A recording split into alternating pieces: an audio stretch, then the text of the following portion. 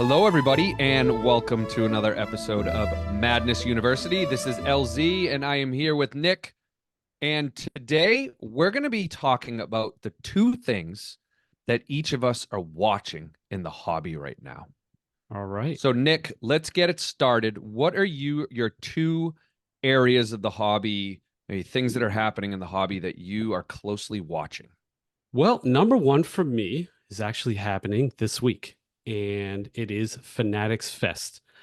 I'm curious about so many things. This is the first one. The National's been around forever and has kind of its own thing. They do what they do. And I know Michael Rubin went to Comic Con and said he wanted to create Comic Con for sports cards, and that's what they're doing. From the bird's eye view, it seems like it's very athlete focused. You can, catch a pass from Tom Brady. Um, Really like event focused too around the players. Autographs, you can get autographs and things like that. I did see that they have 300 dealers. So obviously not as many as the national, but as many as a large regional card show. So you have that aspect as well. And I'm curious about attendance. I'm curious about the experience. And I'm curious about the lines. I imagine Tom Brady's going to walk in and it's going to be just 1,000 Oh, people yeah. trying to hmm to high five him.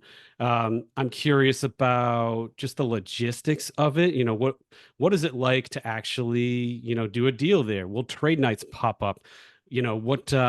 What's the traffic going to be like? I mean, I think it's in a decent place that does convention centers all the time, and people aren't hmm really driving their personal cars in that area so much. It's a lot of Ubers and taxis, so I don't think that'll be an issue. Like it could have been at the National in Cleveland. So I'm just watching the whole thing, and I'm just seeing if they pull it off. And I actually, as somebody who likes the hobby, I hope they do. I think it's awesome to have the National, which is like its own special thing. And I think it's really cool to have like a Comic Con, especially since it's close to us. We're in Boston.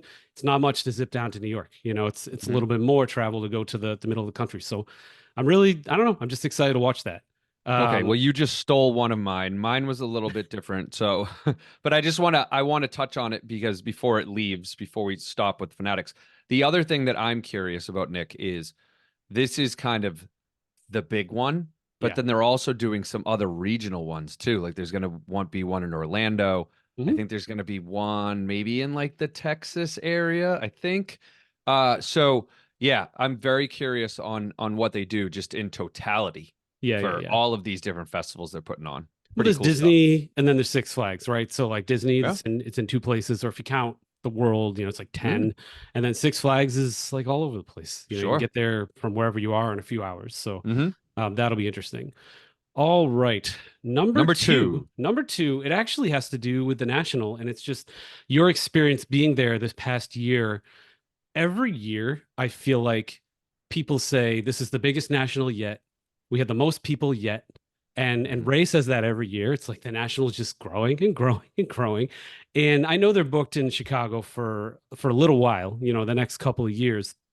But that third year or whatever it is, I am starting to think that they are going to outgrow these spaces. Not even think, I'm sure of it. I'm sure they already have, and they have more room to grow. And then you start thinking, we're not going to go worldwide with this. We'll just say nationwide. What are the places that can handle the national that are in the middle of the country, preferably because you can drive Mhm. there? That's tricky. Vegas can obviously handle them, but now if you're in New Jersey, that kind of sucks. Orlando can certainly handle them, but now if you're in California, that's tough. Sure. So you have to find something in that middle swath of the country that's just a massive, massive megaplex. And right now, Chicago will have to do, but I'm worried that they are going to outstrip that. And I actually think it's going to get bigger and bigger every year.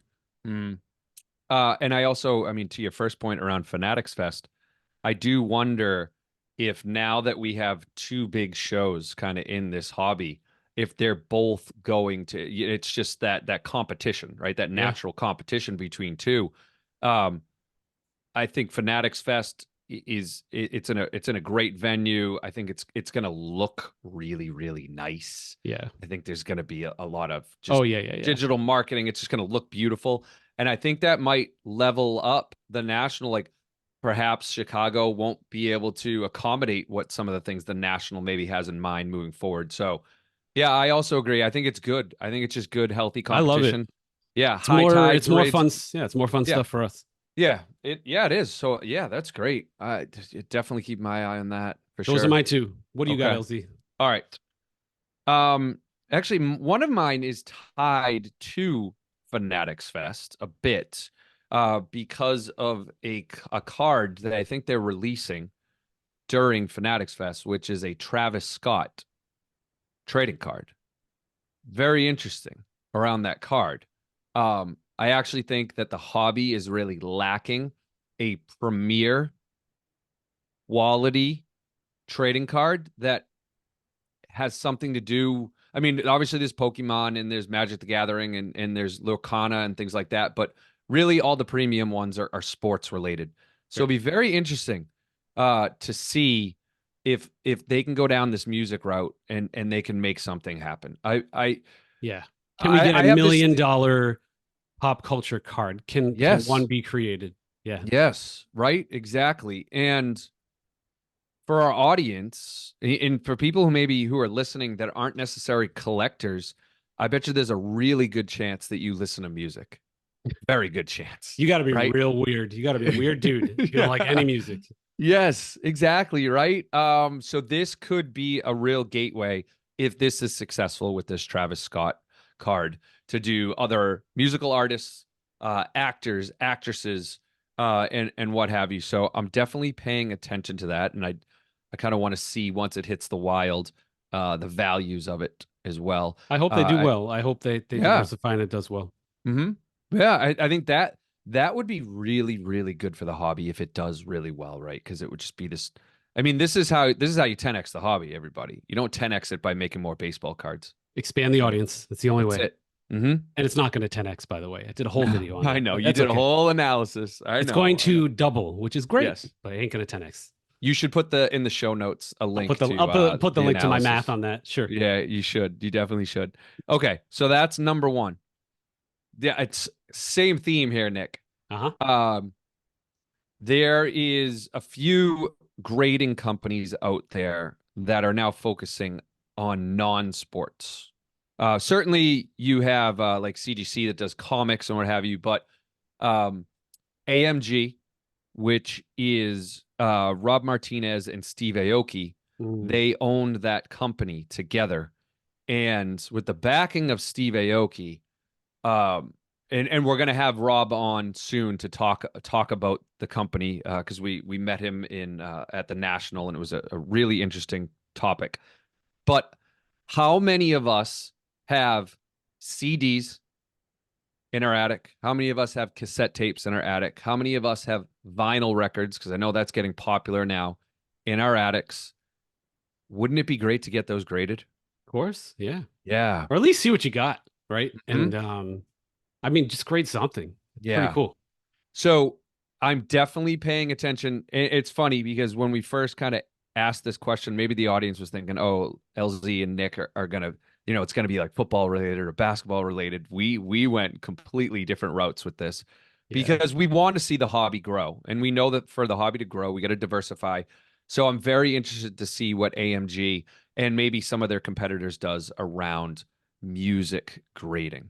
Yeah, I mean, So full disclosure, I'm not a huge sports guy. LZ is, and we have other people on the pod who are. I'm a huge music guy, so I would love to expand my collection, get like a mm, Jimi Hendrix signed vinyl or something like that. So totally agree. I think it's a great avenue for collecting. yep. All right, Cool. great. All Well, right. those are two each. If anyone has any more, please put them in the comments. We'd love Yeah, to hear let them. us know what you think. All right. Thanks, everyone. Bye, everybody.